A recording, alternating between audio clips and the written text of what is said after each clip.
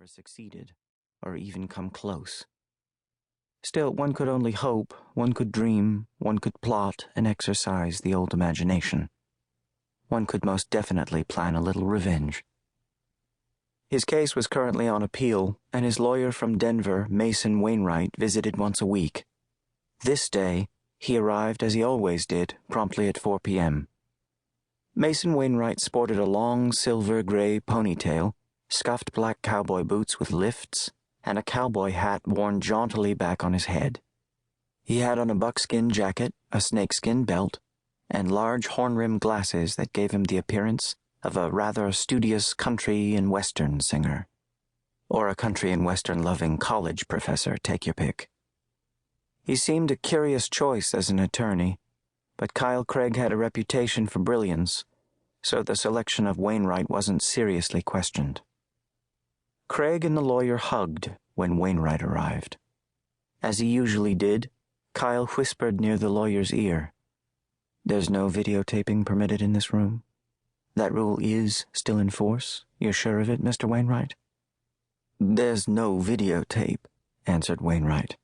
"You have attorney-client privilege even in this pathetic hellhole. I'm sorry that I can't do more for you. I sincerely apologize for that. You know how I feel about you." "I don't question your loyalty, Mason." Following the hug, Craig and the lawyer sat on opposite sides of a gray metal conference table, which was bolted securely to the concrete floor. So were the chairs. Kyle now asked the lawyer 8 specific questions, always the same questions, in session after session. He asked them rapidly, leaving no time for any answers by his attorney, who just sat there in respectful silence. That great consoler of mass-murdering prisoners, Truman Capote, once said that he was afraid of 2 things and 2 things only. So which of these is worse, betrayal or abandonment? Kyle Craig began, then went right to the next question. What was the very first thing you forced yourself not to cry over? And how old were you when it occurred?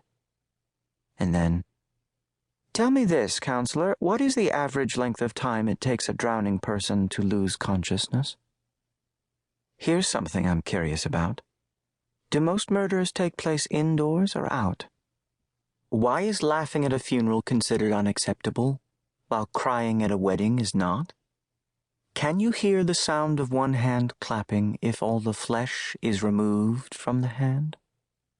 How many ways are there to skin a cat, if you wish it to remain alive through the entire process?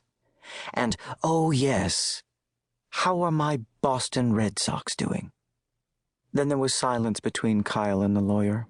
Occasionally, the convicted murderer would ask a few more specifics, perhaps additional detail about the Red Sox or about the Yankees whom he despised, or about some interesting killer working on the outside whom the lawyer had informed him about. Then came another hug as Mason Wainwright was about to leave the cell.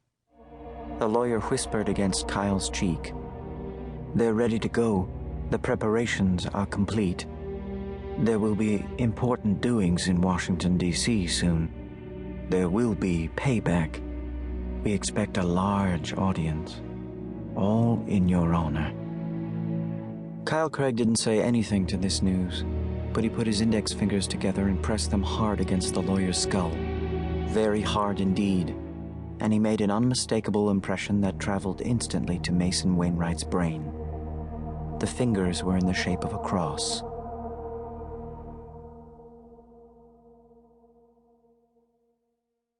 Part 1. All the World's a Stage. Chapter 1. Washington, D.C. The first story, a thriller, involved an Iraqi soldier and a crime writer. This soldier was observing a 20-story luxury apartment building, and he was thinking, "So this is how the rich and famous live. Stupidly at best, and very dangerously for sure."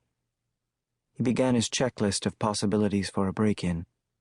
The service entrance at the back of the super-luxury Riverwalk apartment building was rarely, if ever, used by the residents, or even by their sullen lackeys.